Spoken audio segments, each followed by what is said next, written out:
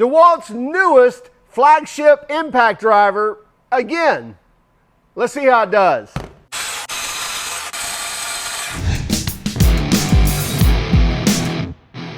This is the DeWalt DCF845, and it's part of their XR series, which means it should be cream of the crop. So the newest 20-volt brushless impact driver in the XR lineup, the DCF845. Let's take a closer look at the features and some of the specs on this, and then obviously we're going to use this, come back and talk about pricing, about warranty, and what we think of it.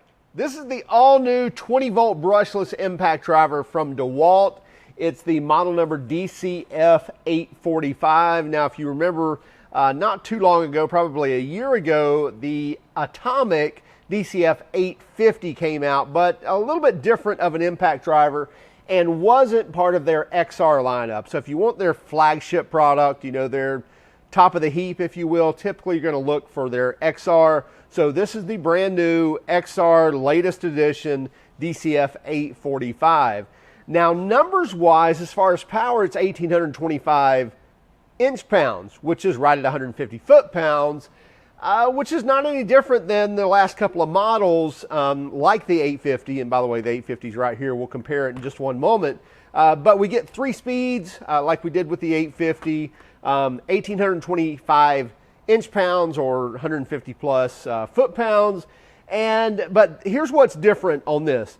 RPM are now up to 3,400 max, where before it was 3,250, and impacts per minute, we're all the way up to 4,200 impacts per minute now, and the old one, I believe, was 3,800 impacts per minute. So bumping up the RPM, bumping up the impacts per minute, but still the same power output as far as what the claims are. We'll see if on the test bench if that shows something different.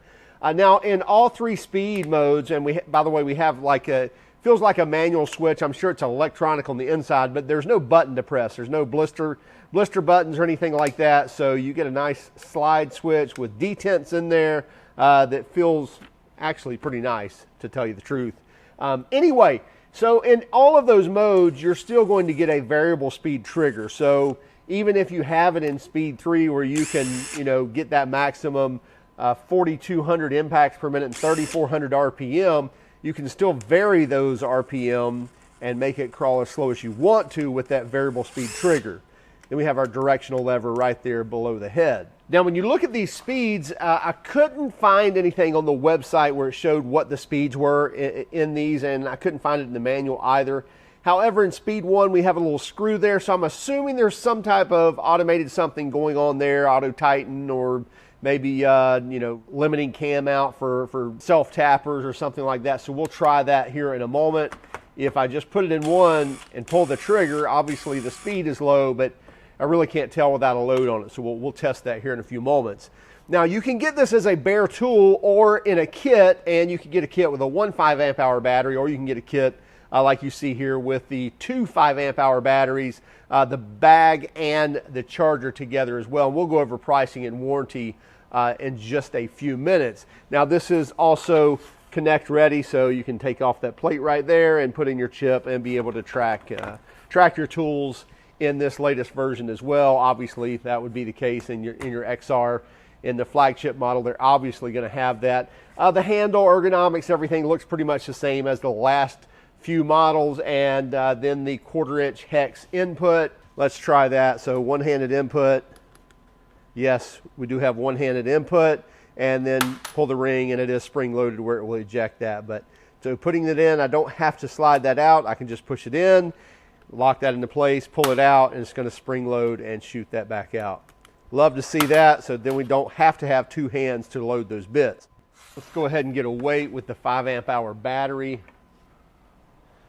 3 pounds 7 ounces, so still a very light tool, and bare tool if you want to know that.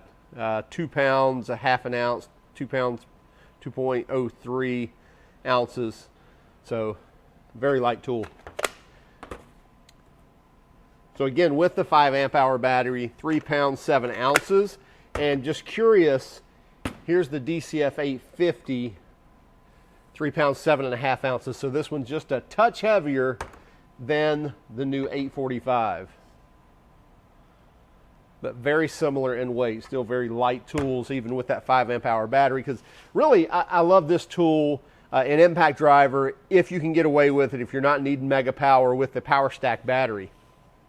So with the baby Power Stack, that tool, let's see if we lighten it up some. Yeah, now we're below 3 pounds with that Power Stack battery. And look at that footprint, just really slims up the footprint, makes it a lower profile tool. Just a very handy tool with that Power Stack on there, just mates up to that very, very well. Again, if you don't need the monster power from a 5 amp hour.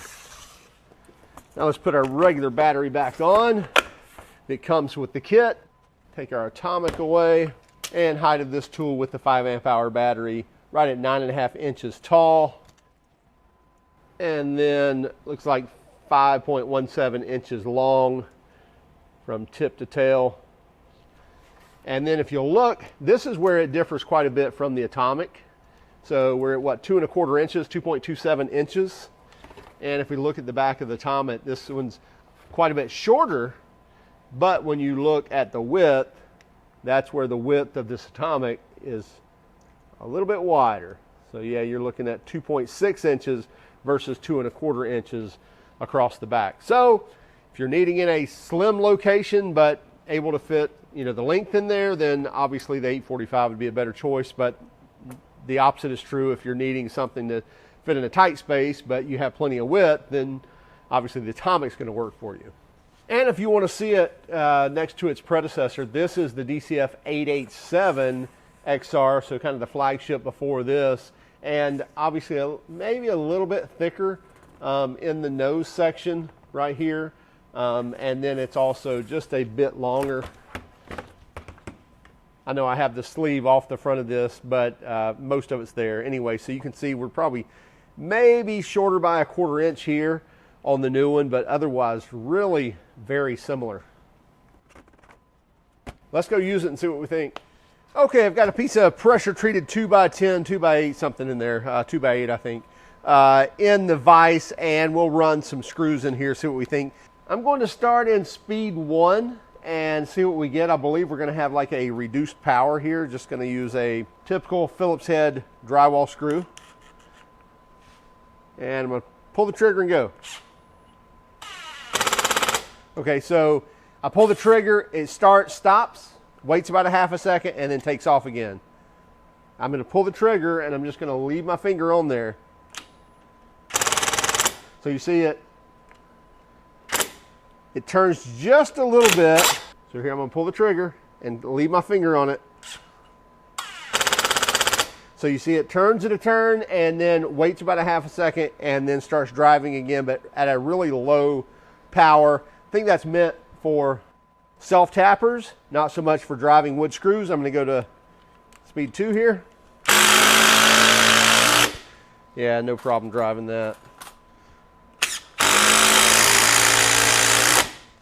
I'm still in 2. Drive some 3-inch deck screws.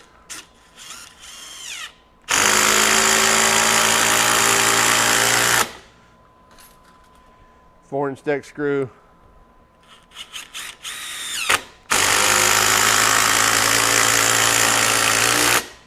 Now I'm going to go to speed 3. Quite a bit faster. Quite a bit faster. Now I'm splitting my wood.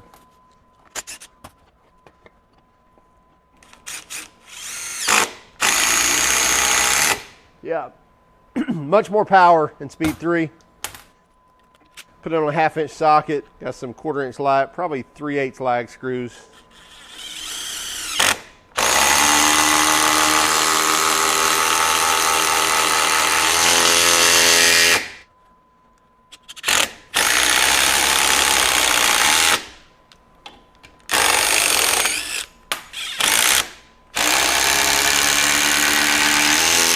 So I've got a piece of sheet metal in here. I'm going to go back to mode 1 and I'll show you here the self-tapping screw.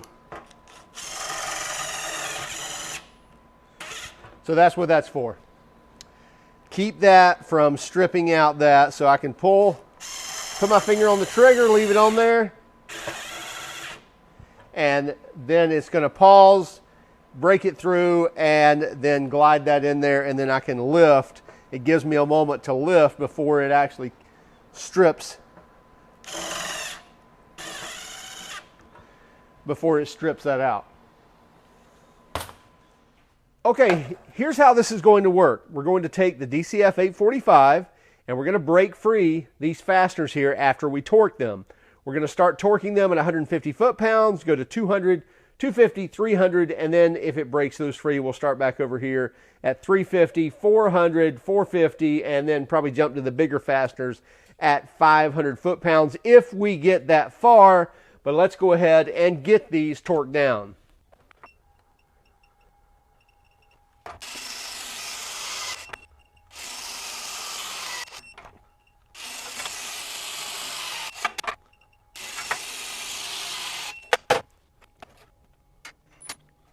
Okay, we'll get started. You'll see here on the sockets we have several different painted lines just for you to be able to see an indicator, kind of an index mark to see it moving. We'll give it 10 seconds to start moving that fastener. If it has not done it within 10 seconds, we'll shut it down. If it has started moving within that 10-second window, then we'll let it go ahead and finish and give it that amount and then move on. Speed 3, full battery, reverse, 150 foot-pounds.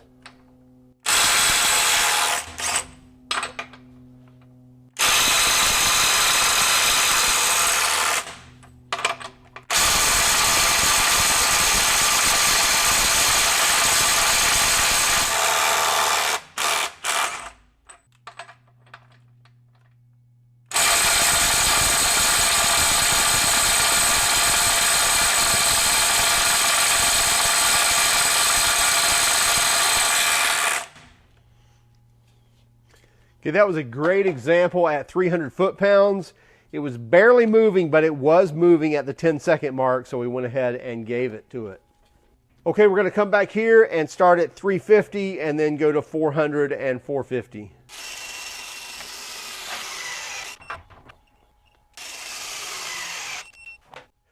Okay, we still have a full battery, still in speed 3 and in reverse. And we've got 350 foot-pounds and 400.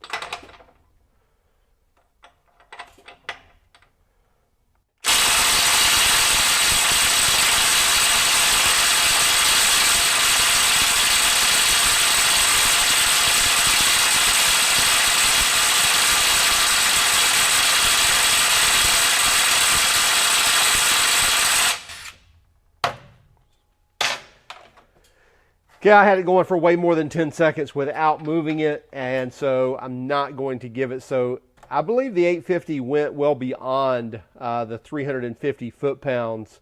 So a little bit less power is what we're seeing on the breakaway torque on the 845 versus the 850.